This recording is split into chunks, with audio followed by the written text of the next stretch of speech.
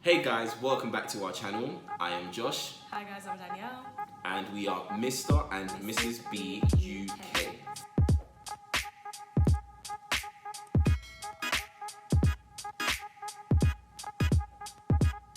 So guys, today we are looking at unrealistic expectations in marriage. Get your coffee, and get your popcorn, and get your sweeties. And sit tight. Yeah. So we're looking at what expectations did we have about each other, and were they fulfilled and were they not fulfilled. I think expectations is number one. The problem. I think it's the problem in most marriages. You expect too much. You expect too much. I said you expect too much. Hey, you expect too much. I said you expect too much. You expect too much.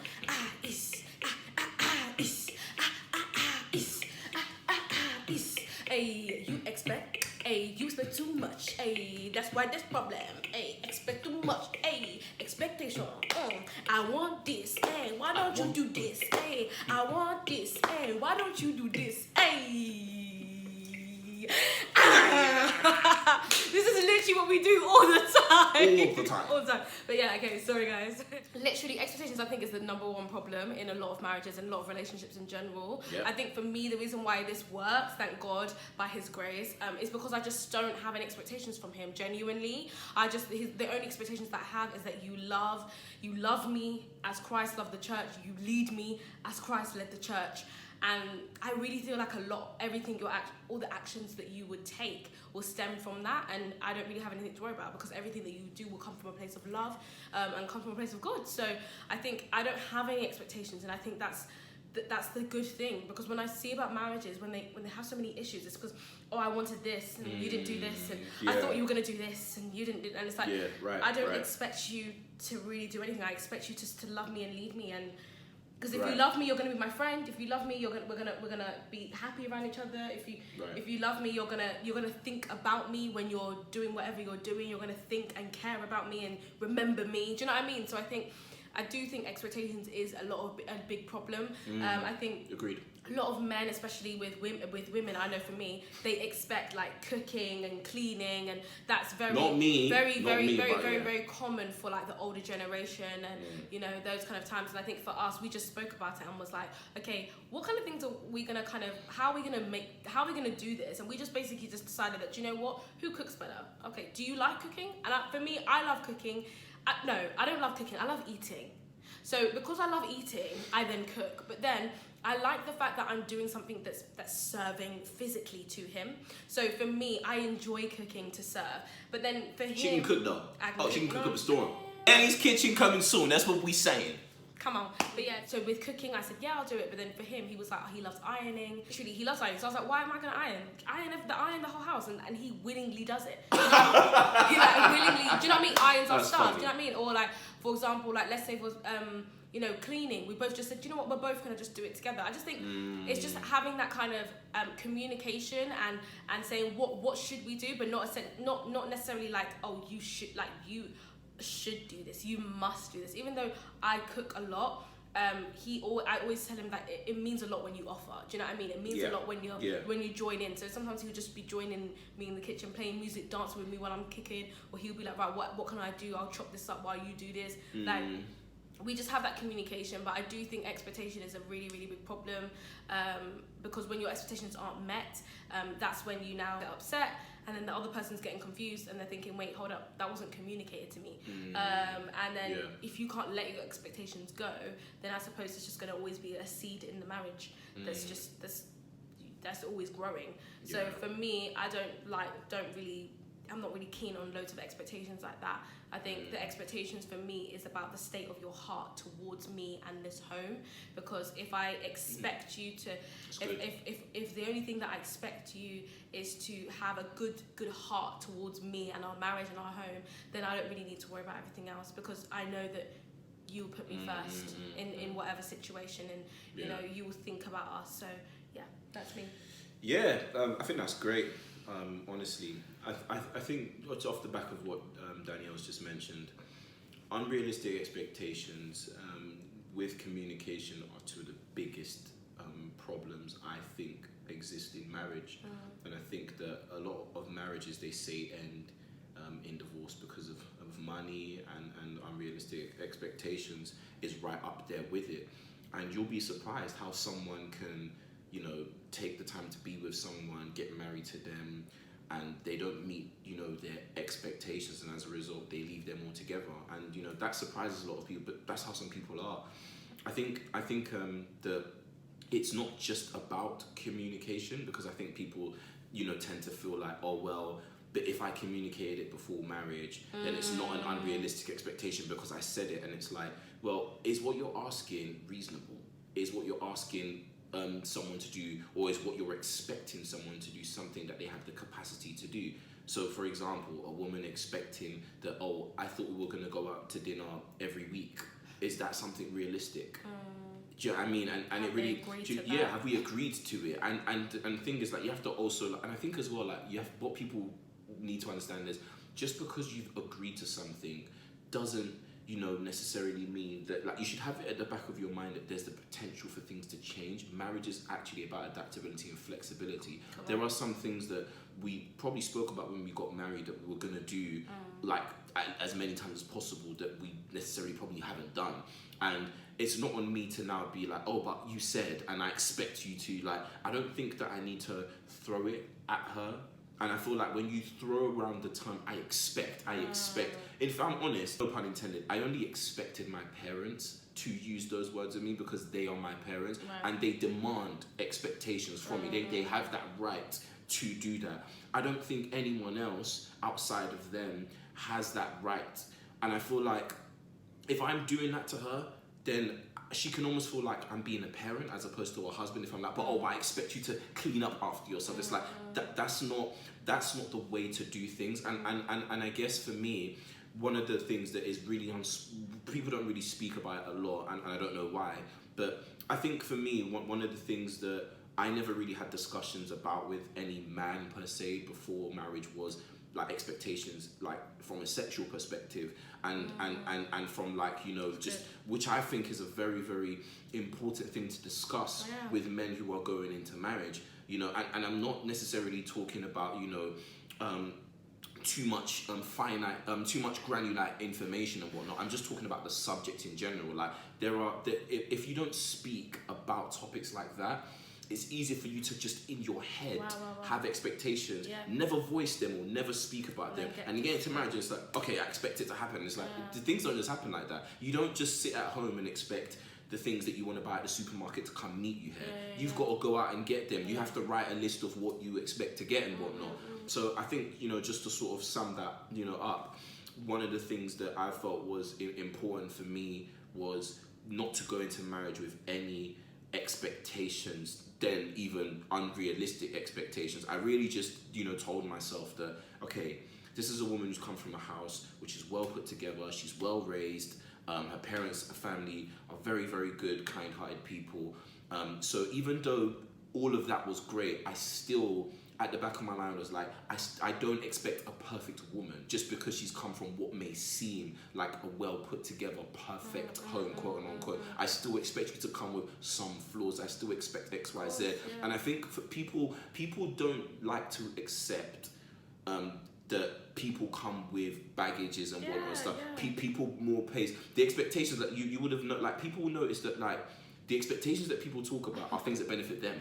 It's never really like, oh, I expect you to do this for yourself. Or it's always like, oh, I expect you to do this for me. Like, and I think, again, this is just my last passing comment, especially to men. Like, your wife is not your cook or your chef. If she wants to take that role, I think that that's great. But let it be that you give her the opportunity to decide.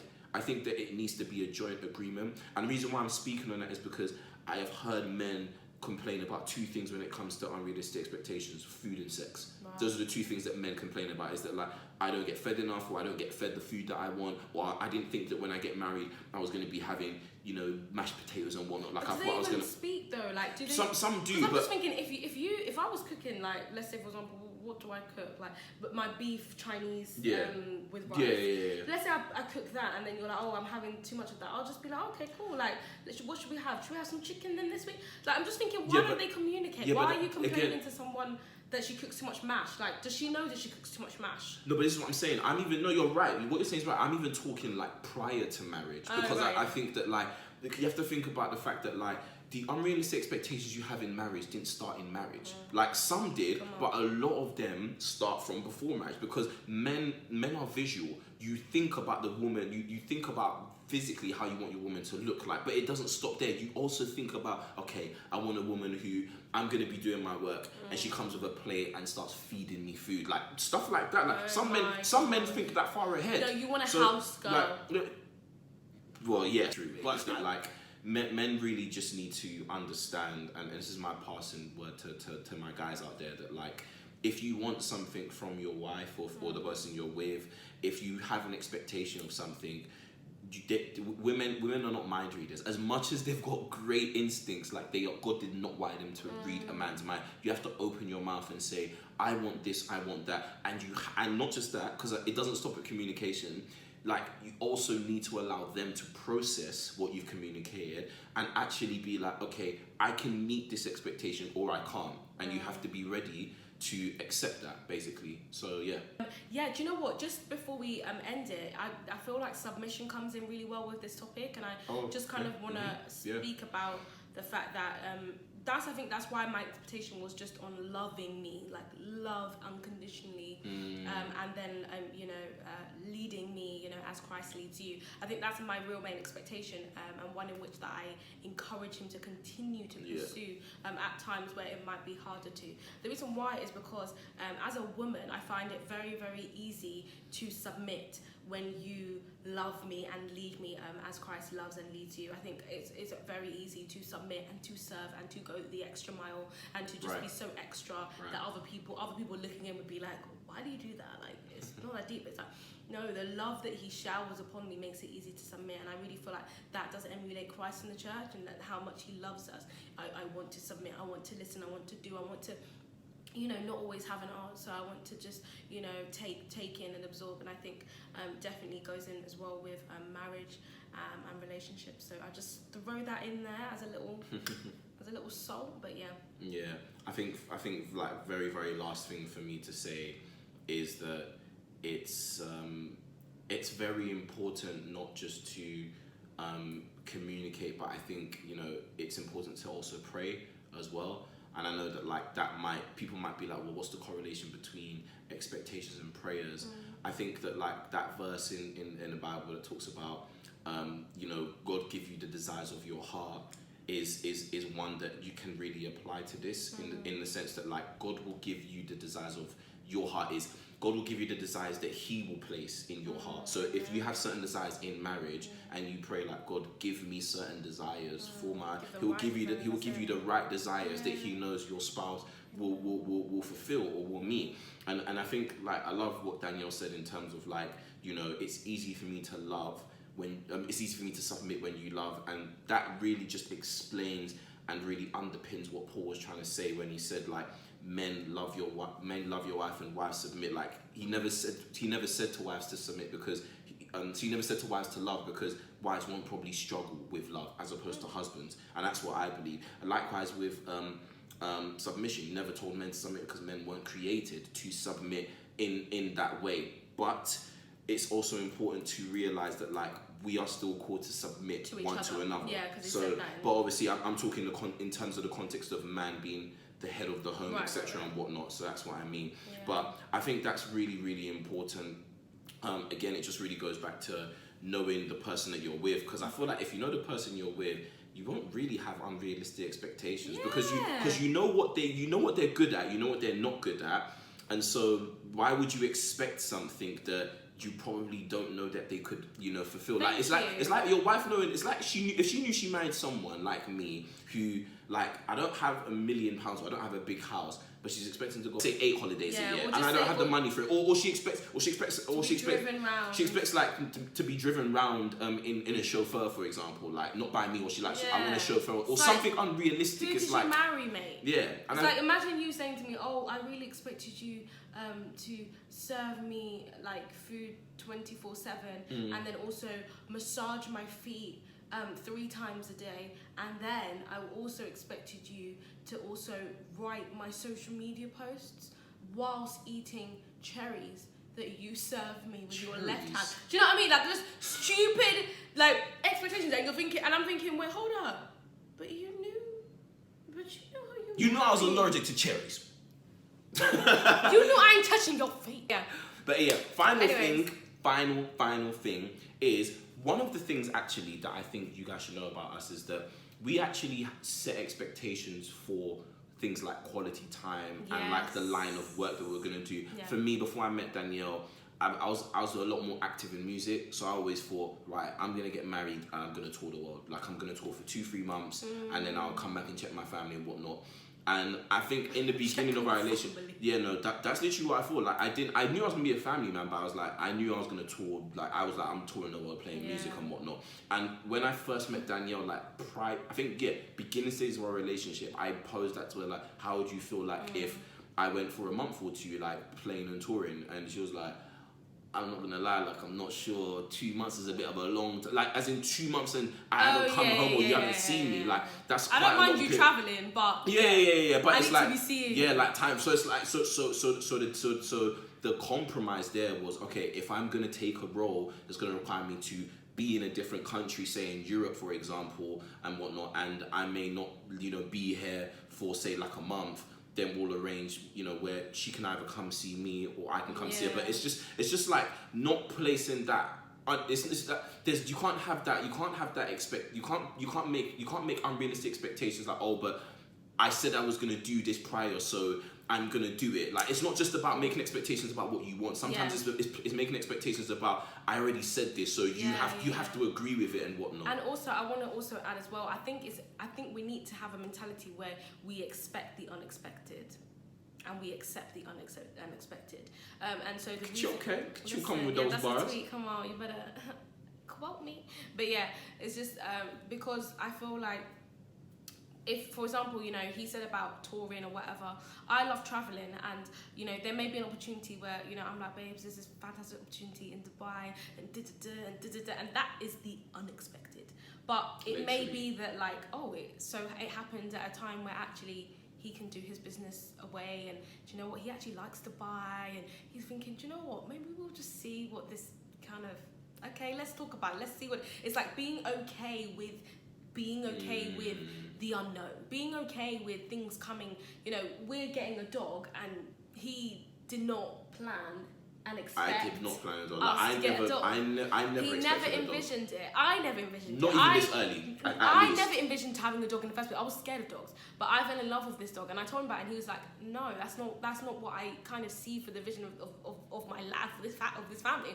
But he knew that it was something that I was really passionate about. I'd go on about it. I prayed about it. I researched about it, and eventually he was like, "Do you know what? I'm okay with us having a dog." Now I say this because it's like being okay with you. I need to be okay that one day he may come to me and be like, "Yo, I got this position. Like, it's a bit mad, but I think it's in another country and it's for 4 months, and I need to be okay with that kind of idea, and then we just work at it. I do teaching. I can teach anywhere in the world at any time. You know what I mean? I have a business that I can build anywhere in the world at any time. So it's just like, I think it's just communicating and being okay that, because sometimes you were so rigid, and I don't want to tame him. He's passionate about music. He's passionate about touring. Why should I tame him? So if that's something that you're passionate about, I need to be okay with the idea that, he may come with me and say he's going to tour. And he needs to be okay with the idea that, I might say, listen, I want to go do charity work in Bulgaria. Is that okay? Maybe I want to do it for 3 months, but, because we're married, I'll cut it down to 4 weeks. Like, do you know what I mean? I just think that just having that adaptability, that's for sure. I think one of the things, like an example, so we can actually practicalize this for you. An example of this was just before the lockdown. I was actually supposed to fly to Accra with my dad, and like my dad had spoken to me about, he was invited to go speak somewhere, and my wife knew at the time I was, sort of trying to really work on my relationship with my dad in terms of just being around him more, learning a bit more from him. But obviously we're talking, this was 6 months into marriage, and I'm saying to her on one Sunday driving home, I'm thinking of going to Ghana. That's unexpected. We were literally driving home. I never told her and about I was anything. going to Ghana. Yeah, she was supposed to go to Ghana as well, but not the same time. So that's the difference in this. But it was very unexpected because I knew she was going to Ghana. We'd had the discussion and we're supposed to meet in Nigeria. But me telling her that I wanted to actually go to Ghana prior was not planned. And I think for me, I was like, remember, I was kind of worried about telling her. I was like, gosh, I don't really want to tell her. Because I was like, I know my wife, I know because she loves the country, that me saying I'm going prior, I was like, I'm not sure how she's going to feel about me actually being in the country she loves and then she's stuck here teaching and whatnot and stuff. Like, obviously, like, it's probably nothing to her, but again, like I said, I didn't know, and I sort of wanted to tread lightly. But yeah, I mean, the way she handled that was great, and it really encouraged me to sort of come to her with unexpected news. Yeah.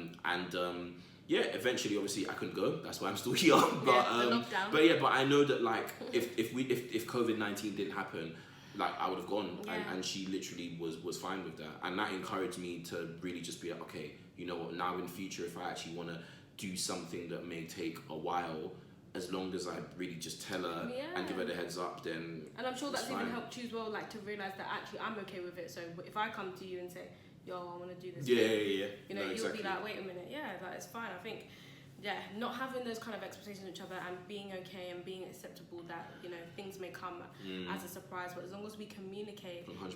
And we just kind of respect each other's time of being able to think about it. For sure. It's all good. For sure. So, Anyway, guys, we have come to the end of today's video. Come on. So, if you liked what you saw, give us a like, comment, and subscribe.